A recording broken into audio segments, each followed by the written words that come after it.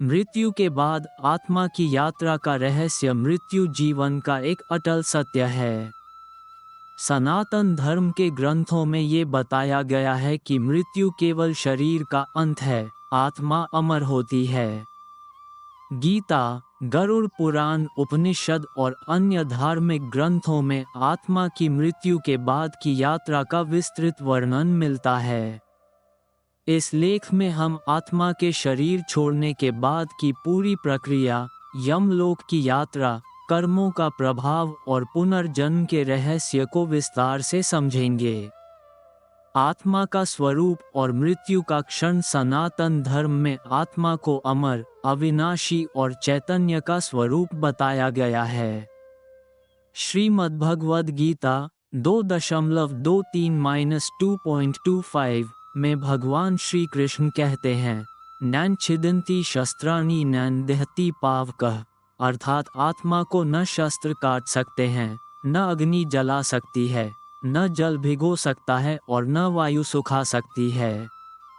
मृत्यु के समय जब जीवात्मा शरीर का त्याग करती है, तब उसके कर्मों के अनुसार उसका अगला मार्ग तय होता है। ये यात्रा विभिन्न चरणों में विभाजित होती है। मृत्यु के बाद आत्मा की प्रारंभिक स्थिति। मृत्यु के बाद आत्मा कुछ क्षणों तक अपने पुराने शरीर के आसपास रहती है। उसे पहले कुछ समय तक ये समझने में कठिनाई होती है कि वह अब शरीर में नहीं है। गरुड़ पुराण के अनुसार आत्मा को अपने जीवन में किए गए अच्छे और बुरे कर्मों का दृश्य दिखाई देता है। इस समय यदि व्यक्ति ने पुण्य कर्म किए हैं तो उसे शांति और दिव्य प्रकाश का अनुभव होता है।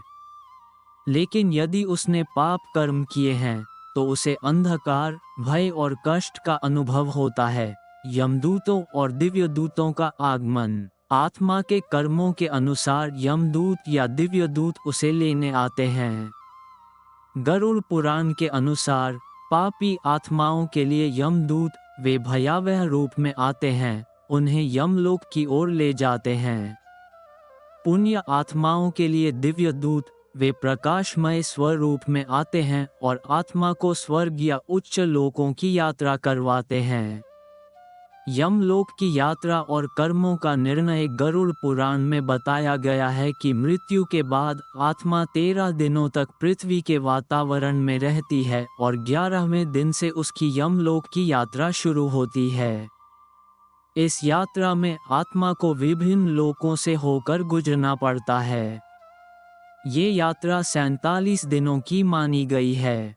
यमराज के दरबार में आत्मा के कर्मों का लेखा जोखा चित्रगुप्त द्वारा प्रस्तुत किया जाता है। यमराज के न्याय के अनुसार आत्मा को स्वर्ग, नरक, पितृलोक या पुनर्जन्म के लिए भेजा जाता है। स्वर्ग और नरक की अवधारणा। स्वर्ग, देवलोक।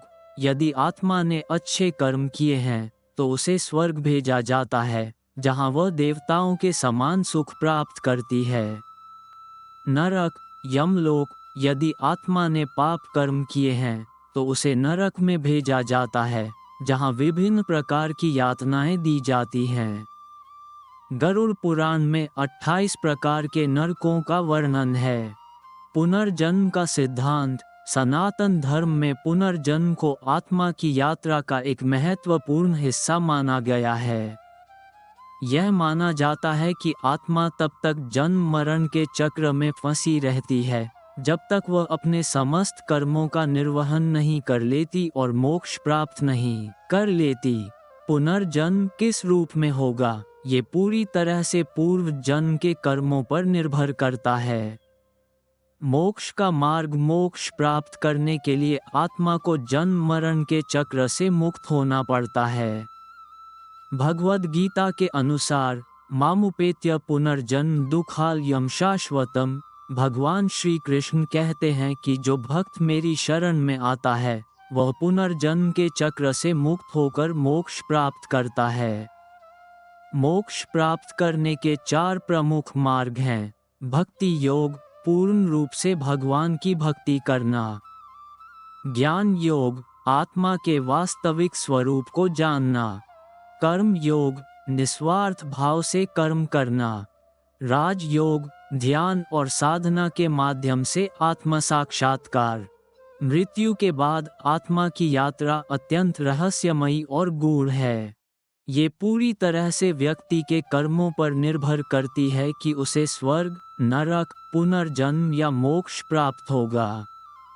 जो व्यक्ति धर्म के मार्ग पर चलता है उसे शुभ गति प्राप्त होती है, और जो अधर्म के मार्ग पर चलता है उसे कठिनाइयों का सामना करना पड़ता है।